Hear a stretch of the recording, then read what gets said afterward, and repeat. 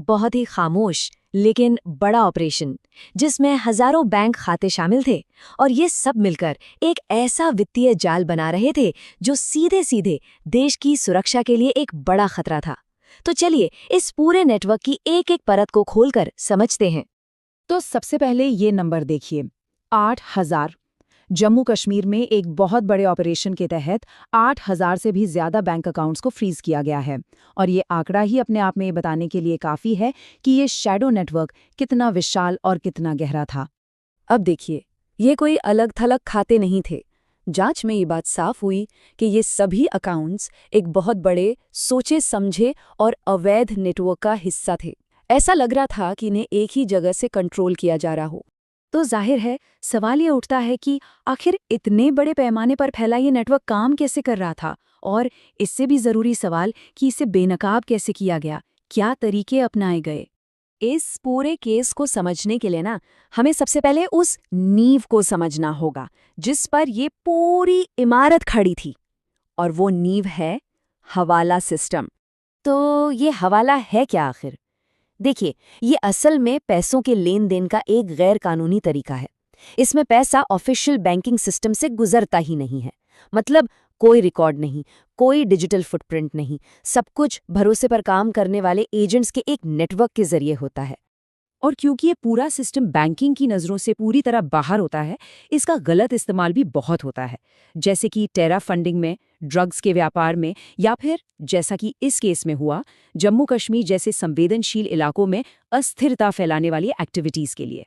तो ये सिर्फ एक फाइनेंशियल फ्रॉड नहीं है, ये सीधे सीधे देश की सुरक्षा पर एक सोचा समझा हमला है।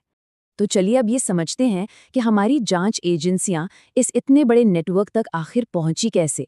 इस ऑपरेशन की शुरुआत हुई कहां से थी? देखिए, इस ऑपरेशन की शुरुआत किसी एक टिप या खुफिया जानकारी से नहीं हुई। इसकी शुरुआत हुई थी फाइनेंशियल ट्रांजैक्शंस में एक अजीब से पैटर्न को पहचानने से। एजेंसियों ने नोटिस किया कि कुछ अकाउंट्स में बहुत ही असामान्य गतिविधियां हो रही थीं जो नॉर्मल बैंकिंग से बिल्कुल अलग थीं। इस जांच की प्रक्रिया को देखें तो ये कई स्टेप्स में आगे बढ़ी। सबसे पहला स्टेप था पैटर्न की पहचान, यानी ये देखना कि कई सारे अकाउंट्स में छोटी छोटी रकम बार बार जमा हो रही थी। इसके बाद जब फाइनेंशियल इंटेलिजेंस से इनपुट मिले तो एक कोऑर्डिनेटेड ऑपरेशन लॉन्च किया गया। फिर कई जिलों में एक साथ रेड्स हुईं और आखिर में एनालिसिस के लिए सारे डिजिटल रिकॉर्ड्स और डेटा को जब्त कर लिया गया। अब जरा इस नेटवर्क की स्केल को समझिए। ये जो 8,000 खाते थे ये सिर्फ पैसे इधर से उधर नहीं कर रहे थे, नहीं, ये मिलकर एक पूरा का पूरा पैरेलल फाइनेंशियल सिस्टम चला रहे थे। एक ऐसा ढांचा जिसके काम करने का अपना एक खास तरीका था। जब इन फ्रीज किए गए अकाउंट्स का एनालिसिस हुआ तो 4 बहुत दिलचस्प बातें सामने आई जो इस पूरे नेटवर्क के काम करने का तरीका बताती हैं। पहली बात, ये सारे खाते बिल्कुल नए खोले गए थे ताकि इनकी कोई पुरानी फाइनेंशियल हिस्ट्री ही ना हो। दूसरी बात, इनमें केवाईसी यानी नो योर कस्टमर की डिटेल्स जानबूझकर कम रखी गई थीं ताकि असली पहचान को छिपाया जा सके। तीसरी बात, इन सभी अकाउंट्स में ट्रांजैक्शन का पैटर्न लगभग एक जैसा था। ये साफ इशारा था कि ये सब एक कोऑर्डिनेटेड एक्शन है। और चौथी और सबसे चालाकी वाली बात, पैसा हमेशा छोटी छोटी किश्तों में जमा होता था ताकि बैंकों के ऑटोमेटेड सिस्टम की पकड़ में ही ना आए। तो सवाल है कि ये सब किया क्यों जा रहा था? अधिकारियों के मुताबिक इस पूरे फाइनेंशियल वेब का मकसद एक ही था, भारत के खिलाफ प्रोपेगेंडा को फंड करना, रिक्रूटमेंट नेटवर्क्स को चलाना और बाकी गैरकानूनी गतिविधियों को पैसा मुहैया कराना। इस पूरी जांच में जो सबसे बड़ा ब्रेक थ्रू मिला वो तब आया जब ट्रेडिशनल तरीकों के साथ साथ मॉडर्न टेक्नोलॉजी का इस्तेमाल किया गया। इसी टेक्नोलॉजी ने इस पूरे छिपे हुए नेटवर्क की तस्वीर को बिल्कुल साफ कर दिया। अगर हम पुराने तरीकों की बात करें तो जांच में एक एक अकाउंट को मैन्युअली चेक करना पड़ता था, जो बहुत मुश्किल और धीमा काम था।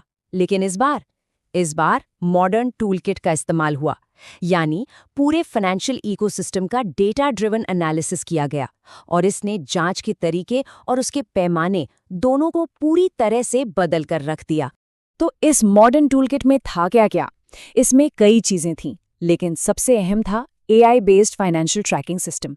इसी सिस्टम ने हजारों अकाउंट्स के डेटा को खंगाला और उन संदिग्ध ग्रुप्स की पहचान की जिन्हें क्लस्टर्स कहा जाता है। अब भले ही ये खाते अलग अलग जिलों में हों, लेकिन AI ने पहचान लिया कि ये सब एक ही पैटर्न पर काम कर रहे हैं। इसके बाद डिजिटल सर्विलेंस और डेटा मैपिंग जैसे टूल्स ने इन सभी क्लस्टर्स को आपस में जोड़ दिया और देखते ही देखते पूरे नेटवर्क का एक नक्शा तैयार हो गया। और ये घटना एक बात बिल्कुल साफ कर देती है कि आज की लड़ाइयाँ सिर्फ सरहदों पर नहीं लड़ी जाती। ये लड़ाइयाँ अब बैंक अकाउंट्स और डेटा सर्वर्स पर भी लड़ी जा रही हैं। तो आखिर में सवाल ये है कि इस पूरे ऑपरेशन का नतीजा क्या है? इसका लॉन्ग टर्म इम्पैक्ट क्या होगा? देखिए, ये एक्शन सिर्फ कुछ गैर कानूनी खातों को बंद करना नहीं है, ये उससे कहीं ज्यादा है। ये असल में उस पूरे फाइनेंशियल इंफ्रास्ट्रक्चर पर एक स्ट्रेटेजिक स्ट्राइक है जो पर्दे के पीछे से देश में अस्थिरता फैलाने का काम कर रहा था। तो ये एक बहुत बड़ी कामयाबी है, इसमें कोई शक नहीं। लेकिन जांच अभी खत्म नहीं हुई है। कुछ बहुत बुनियादी और जरूरी सवाल अब भी बाकी हैं, जैसे कि इस पूरे ऑपरेशन के पीछे असली मास्टरमाइंड कौन है? और शायद सबसे बड़ा सवाल, इतना सारा पैसा इस नेटवर्क में आ कहां से रहा था? इसका सोर्स क्या था? इन सवालों के जवाब ही तय करेंगे कि ये मामला आगे किस दिशा में जाता है और देश की सुरक्षा पर इसका लॉन्ग टर्म असर क्या होगा।